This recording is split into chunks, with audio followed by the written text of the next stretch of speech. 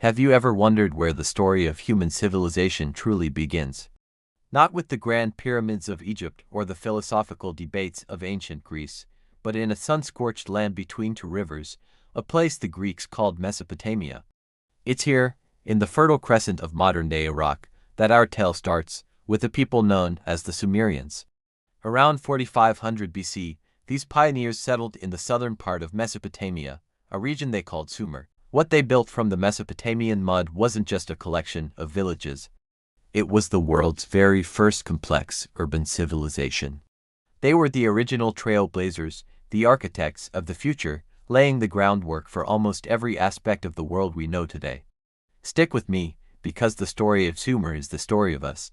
So how did a group of people in an arid land achieve so much? The secret was in the water. The Tigris and Euphrates rivers were both a blessing and a curse. They brought life-giving water, but also unpredictable, devastating floods. The Sumerians, however, were master engineers. They developed sophisticated irrigation systems, with intricate networks of canals, dikes, and reservoirs. This wasn't just about watering crops, it was about taming nature itself. By controlling the flow of water, they transformed a harsh environment into a breadbasket, producing surplus food that could support large, dense populations. This agricultural revolution was the engine that powered the rise of the world's first cities. And what cities they were, names that echo through history: Ur, Uruk, Lagash, Eridu. These weren't just settlements, they were bustling metropolises, complete with monumental architecture, complex social structures, and vibrant economies. At the heart of each city stood a massive temple, a ziggurat.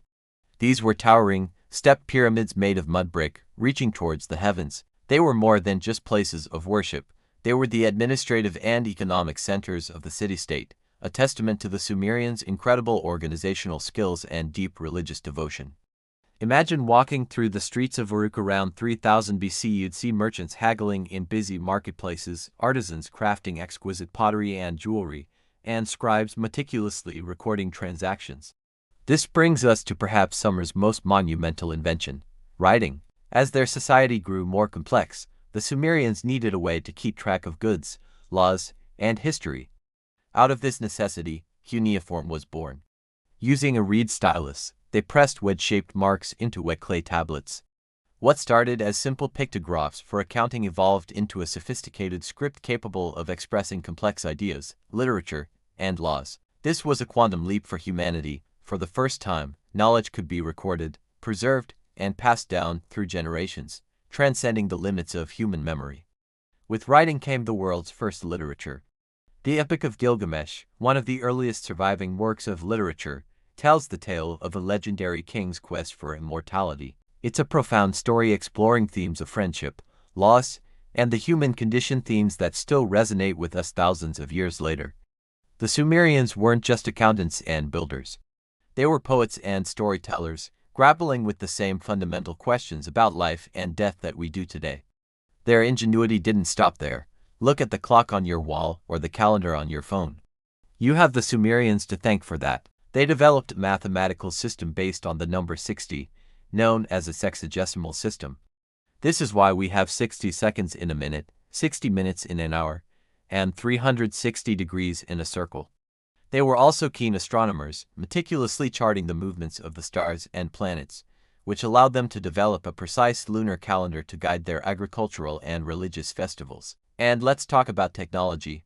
The Sumerians are widely credited with inventing the wheel, though it was likely first used for pottery rather than transport. But they quickly adapted it for chariots and carts, revolutionizing transportation and warfare. They were also skilled metallurgists, mastering the art of bronze making by alloying copper and tin. This gave them stronger tools and superior weapons, marking the beginning of the Bronze Age in Mesopotamia. From the plow that turned the soil to the sail that harnessed the wind for their boats, Sumerian innovation touched every part of daily life. So what was their society like? It was a complex hierarchy. At the top was the king, who acted as the chief priest and military commander, considered the intermediary between the gods and the people. Below him were the priests and scribes, who held immense power due to their literacy and religious roles. Then came merchants, artisans, and farmers, who formed the backbone of the economy. At the very bottom were the enslaved, often prisoners of war or individuals sold into servitude to pay off debts. It was a highly structured world, governed by some of the earliest known legal codes, like the Code of Yornemu, which predates the more famous Code of Hammurabi by centuries. Their religious beliefs were polytheistic and deeply intertwined with the natural world. They worshipped a pantheon of gods and goddesses who controlled the forces of nature, like Enlil, the god of wind and storms, and Inanna, the goddess of love and war. The Sumerians believed that humans were created to serve the gods and that their fortunes depended entirely on keeping the deities happy through rituals and offerings. This worldview shaped their art, their architecture, and their entire way of life. Despite their incredible achievements, the Sumerian civilization didn't last forever. The very system of independent city-states that fostered innovation also led to constant warfare and rivalry. Power shifted frequently between cities. Eventually, they were conquered and absorbed by other Semitic-speaking peoples, like the Akkadians, led by Sargon the Great. Around 2350 BC, although Sumerian ceased to be a spoken language, their culture, religion, and inventions were so foundational that they were adopted and adapted by all subsequent Mesopotamian empires: the Akkadians, the Babylonians, the Assyrians. The spirit of Sumer never truly died. The legacy of the Sumerians is, quite simply, the legacy of civilization itself.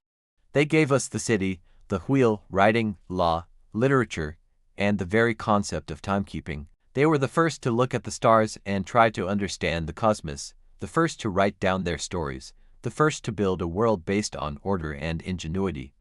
Every time we write a sentence, check the time, or live in a city governed by laws, we are walking in the footsteps of these ancient pioneers from the land between the rivers. Their civilization may have crumbled to dust, but their ideas built the world. Thank you so much for joining me on this journey back to the dawn of history. If you found this as fascinating as I do, please hit that like button and subscribe to the channel for more deep dives into the stories that shaped our world. Let me know in the comments which ancient civilization you'd like to explore next. See you in the next video.